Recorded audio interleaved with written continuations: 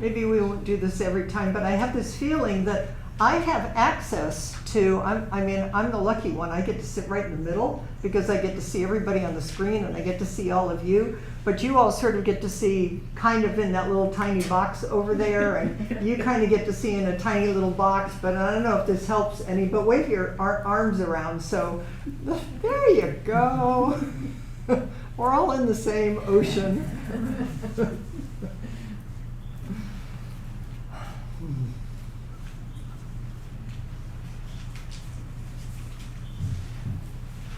So there are so many famous phrases in the Genjo Koan. Maybe you've heard them, maybe you haven't, but now you're forever enlightened because you're going to hear them. Even if you've heard them 100 times before, you're going to really hear Dogen's teachings, singing like the bird song in the courtyard. And it will penetrate. And you'll never be the same again. But only your conscious self may think, huh? And you may believe that you are the same old person that you thought you were when you walked in the room, and all those things that we think. And it's all true and it's all not true. But this particular one about firewood and ash, I have never sat by a campfire the same way again. And I was thinking, given that we live in fire season, and we so far are fortunate, but we know that other communities and places aren't, we can dedicate it to the element of fire. And may everyone be safe and well, and may human beings be safe, and people's homes, the things they treasure, be safe, and the animals be safe. And then we'll bow to, my sister lost her home in the 2017 fire, so we just don't know, do we? But here's Dogen's teachings about firewood and ash. I'm going to read it to you first. This is verse 6. This is Kaz Tanahashi's translation. Then I'm going to offer a little bit of commentary from Okamura Sensei and a little bit of commentary from Mel Weissman. We'll see where we are, and then we'll do service. And hopefully in between there we'll have some time to talk together. Firewood becomes ash, and it does not become firewood again.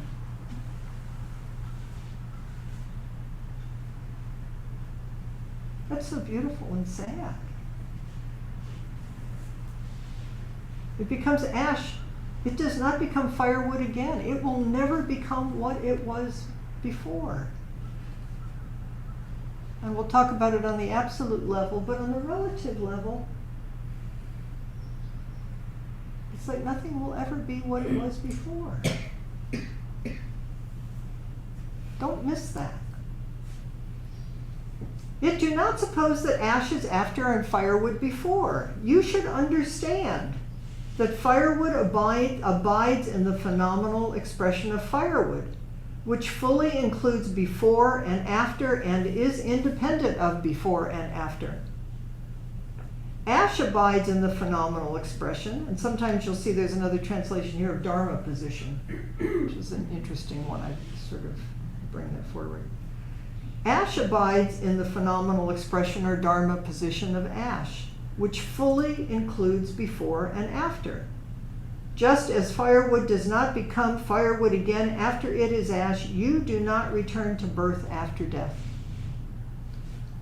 This being so, it is an established way in Buddha Dharma to deny that birth turns into death. Accordingly, birth is understood as no birth. It is an unshakable teaching in the Buddha's discourse that death does not turn into birth. Accordingly, death is understood as no death. Birth is an expression complete in this moment.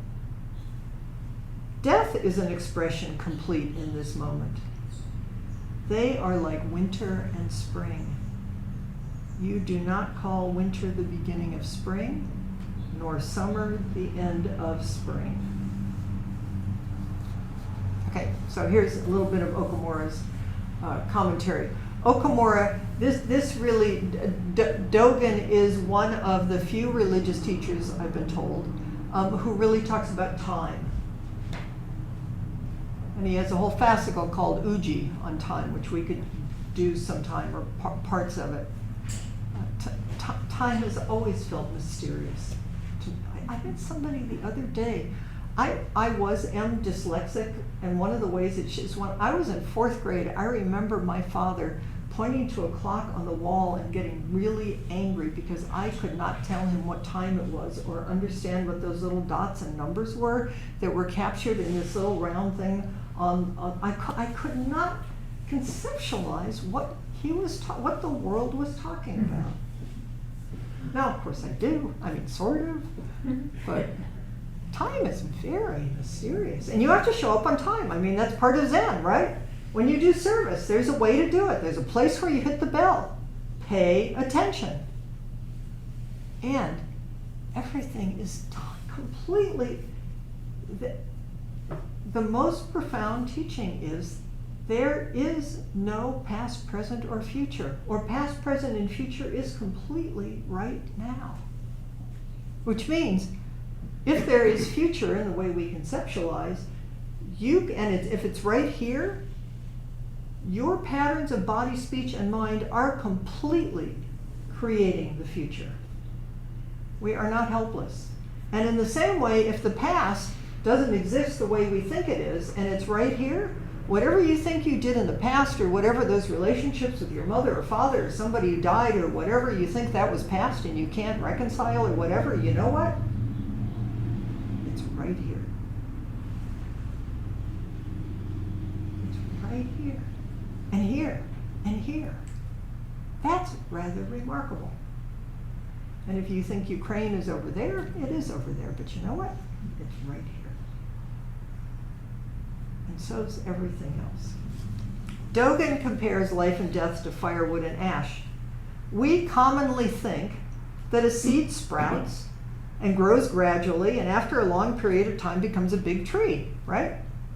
When we need firewood, we cut the tree, split it into small pieces, pile them, and dry them to make them into firewood. And when we burn the firewood becomes ash. You're welcome to pull up a chair, or there's one over there. Okay. And when we burn the firewood becomes ash. It's the way we usually think, right? This is the same way we think about our own life and death. I was a baby. I grew up for about 20 years. Then I stop growing and live as a grown-up for a certain period of time, and then I start to get older and older, and finally I die. And finally I will be burned and become ash. It's linear, conventional way of thinking. We all think this way. We think there is a stream of time, like a river that is flowing from the beginningless past to the endless future. When I was born, I appear in the stream, and when I die, I disappear from the stream. That's what we think, right? Where did they go? They were here. You ever think that? I mean, you must think that when somebody dies. It's like, whoa, what was that? Where did they go? But the stream continues to flow before my birth and after my birth and after my death. Whoops, there's that sun again. Sorry, you guys. Turn that a little bit. There we go. This is our thought about time, history, and our own lives. And as a thought, it might not be wrong, but this is not exactly how we live and die. Pay attention. This is what we learn on the cushion. We finally just stop and sit down right in the middle of time. The bell rings at exactly a certain moment. You stand up, you sit down, but you also, it's really beautiful the way in forms. A lot of the forms in Zen are so that you can let go of your thinking, tracking mind, and your body just starts to respond. I've told this story before, but Bruce and I lived just over the hill from St. Dorothy's Rest, and for a while John Tarrant's group used to be there. And And they would hit the hon up there. And because Bruce and I had lived at Green Gulch and Zen Center for a decade and more, we would hear the hon, and my whole body would just go, where am I supposed to be? It was like, it just becomes sort of bone deep. And it bypasses like, dislike, just respond. So that's what we're training ourselves with the bell and with service, is when the bell rings, just bow. Just give yourself to it. It's a way to, hopefully in our everyday life, instead of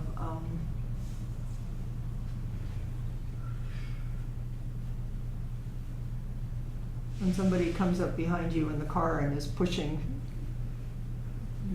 tailgating you have a choice. There's all the karmic conditioning, human being conditioning, to just say, rah, rah, rah, all the things that we do. And there's also the very real possibility that because we've been training ourselves, that in each moment we'll just be present with what's here, is instead of doing what we've always done before, we'll do something completely different, which means the whole world can do something completely different, which has a lot to do with the world we're creating. You want to keep creating wars? Okay, train your heart and your mind. Maybe we can all together help each other figure out something a little more creative here. According to Dogen, time is being and being is time. He calls it time being. As a tree has its own time. As firewood has its own time. As ash also has its own time. Each being is at its own Dharma position. Each one of you in each moment. And at each Dharma position, each being has its own past and future. When a tree is in the Dharma position of a tree, it has its own past as a seed and its own future as firewood. When firewood is at the Dharma position of firewood, it has its own past as a tree and its own future as ash. And when ash stays in its Dharma position as ash, it has its own past as a tree and its own future as something else. If ash is scattered on the mountain, it will be part of the mountain and help other beings grow. If you don't get this in any other way, do you realize how dynamic this is? We just think, oh, that's just a tree. Oh, that's just firewood. Oh, that's just this. Oh, that's just that. It's all so dynamic and moving and functioning and interconnected and mysterious. And we're just carrying the self forward. The Dharma position of a tree, of firewood, of ash are independent of each other.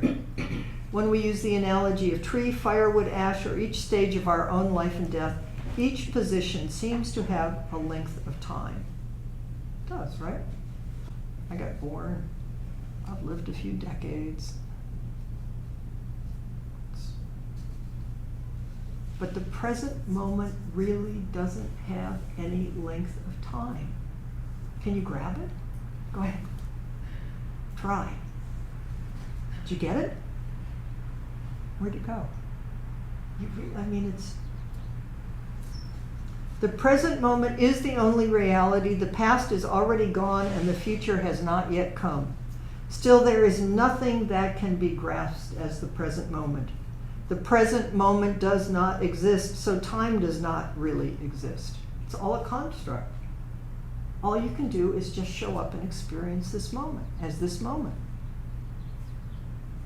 And we're each going to experience it completely differently because of our Dharma position, but we can all train ourselves to sit right in the center of time so that more and more we can sit in the flow of it and actualize and be the interdependence of everything.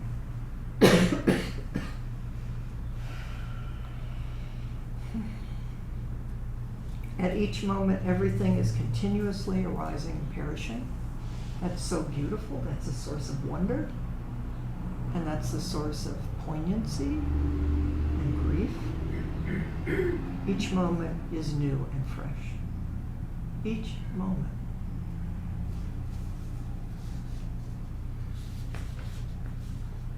In every breath, all of time is here. And there's no continuity in the way that we believe it. It's completely illusory. Each moment of time is full and complete in itself, moment after moment. The question is, well, that's all really nice, maybe interesting, but how do you live it, right? That's always, what's that mean for our living? So now I'm going to bring forward Mel Weissman, who was always very, very practical. Mel was, Mel before he became a Zen master, although he never called himself, that was a taxi cab driver. Mel was very grounded.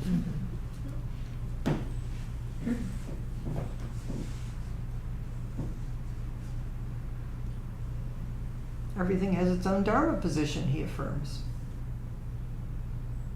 One thing does not become another.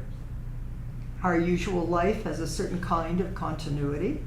It looks as though one thing turns into another, but actually each moment is discrete and has its own before and after, and is a moment of just now.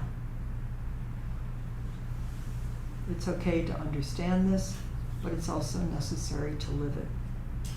And this is our practice. That's what we're doing in service. That's what we're doing in Zazen, is training ourselves to live it. We have to pay close attention to how we practice in this way. Otherwise, Zazen and practice become just a kind of habit. Everything becomes a habit, right? You're just kind of sleepwalking through. If you really think about how much of your life you're missing by sleepwalking through it. I mean, it's okay to sleepwalk it through it. Just know you're sleepwalking through it, then you wouldn't have missed it. But have you been noticing recently how quickly time passes? I mean, time goes really quickly, but the older you get, it's like, whoa, where did that go? Pay attention. The aim of practice is to bring life to our life. Understanding this point, not just in our mind, but by the way we live, is to bring life to our life. So what is this? To bring life to your life. That could be a good koan to carry around. Bring life to this one breath. Brighten it up. Make it alive.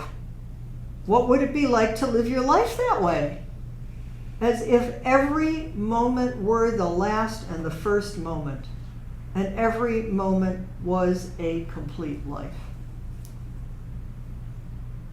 Joanna Macy, with her husband who died some years ago, they did, I think with Stephen Levine, they all spent a year together with other people. Is what if you knew this was your last year to live, or your last moment to live? How would you live it differently? It's worth contemplating. We can live a life that is not alive, right? It's possible.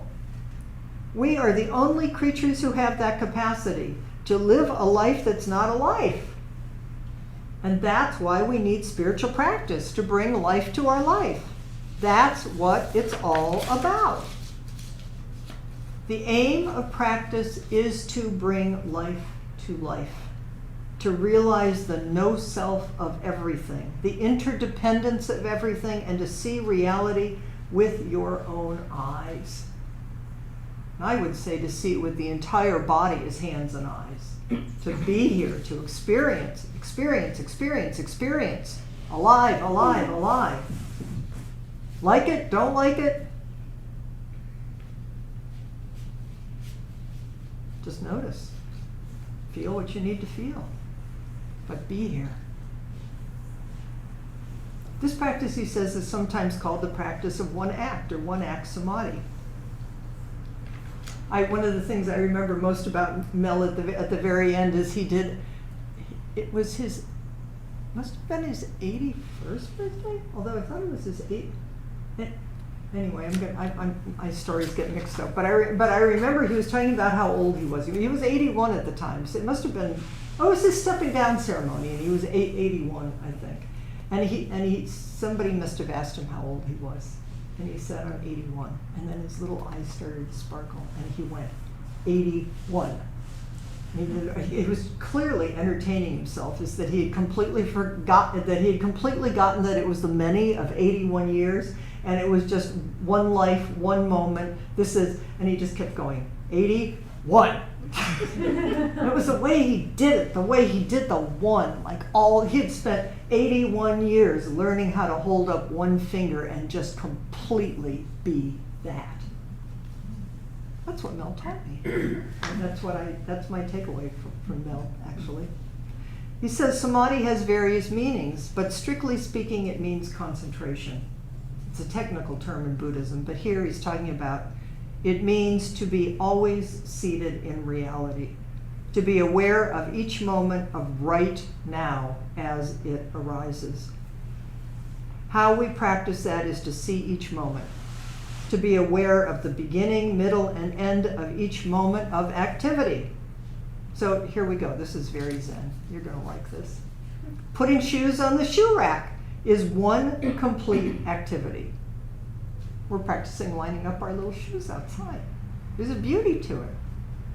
Putting our bags over there inside when you come in, or when you come in the door, doing a little bow to the altar. It's like, just stop. It's just to stop and pay attention. That's all. Opening the door should be done with both hands. Very carefully. We say we open the door to walk into the zendo. That may be so, but opening the door is just opening the door. The door is there, is the entire complete act of just opening the door. Just opening the door has its own history, its own before and after, and it doesn't turn into closing the door. So in this case, we're not opening a door. We'll just, with both hands and feet and whole body, we'll walk in the door. And you can do this at home on your cushions, wherever you are. Is just with your whole body. Just bow. Just be here. It takes care of everything. You may be sad, you may be happy, you may be distracted, but in that moment you stopped. And I just had this feeling of, I do these little cartoons in my head as we're walking along and we're dragging past, present, and future, and it's dragging us along, and we're thinking and all of a sudden it's like you stop in the present moment. I just had this feeling of, I don't know if I can describe this, of all of past, present, and future and selves and all the thoughts as they all just sort of bang up together like it's like bong, bong, bong, bong, bong, bong, bong, and it's just this one bow. That's it. It's all here. Just do it all the way. It takes care of everything.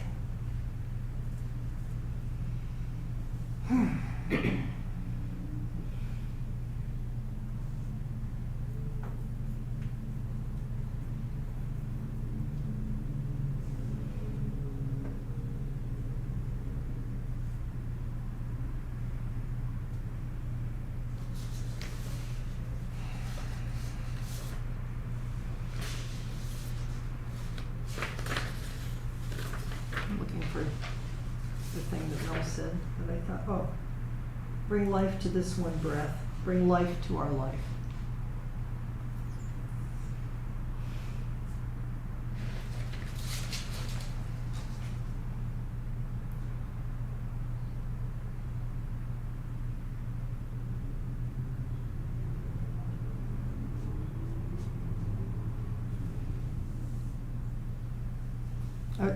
I brought a poem I was going to read, but I'm not sure I want to do that.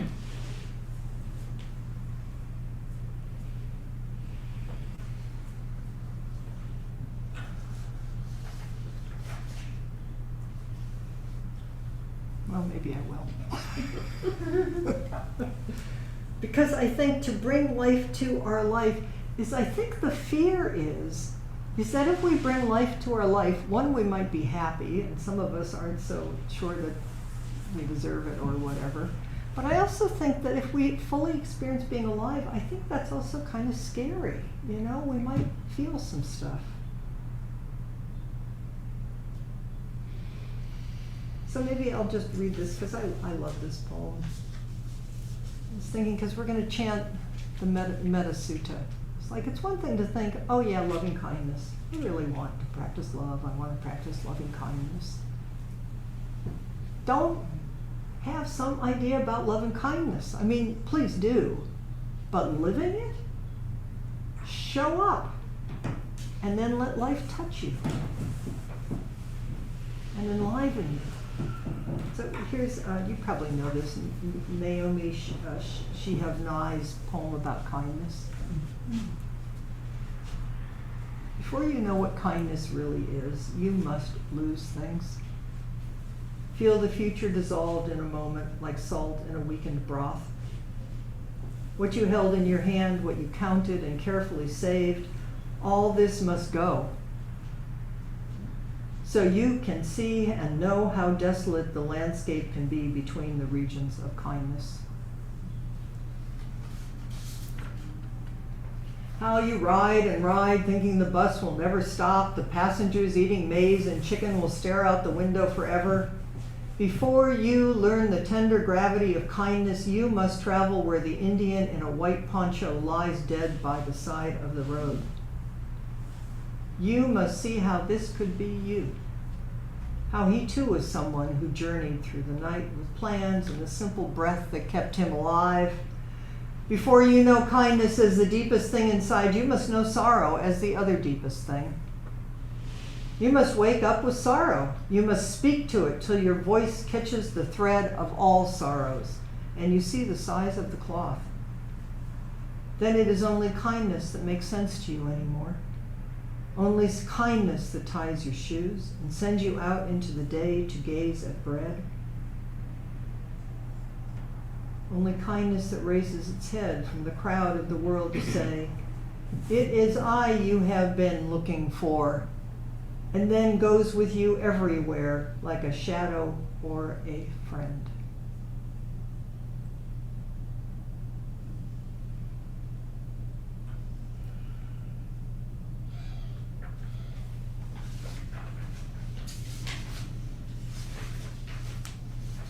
Firewood becomes ash and it does not become firewood again.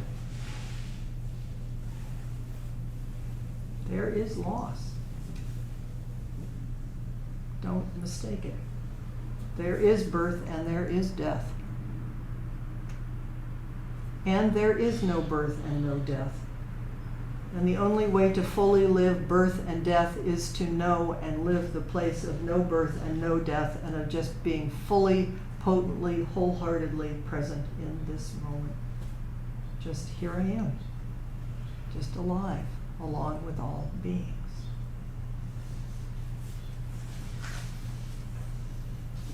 And you just want to take care of everything. That's all. That's all we're doing in service. That's all what we're doing when I'm going to put you in small groups. And I'm going to suggest in 3 groups to really do the practice of this time 4 minutes, somebody time it, just let each person have their full and complete 4 minutes.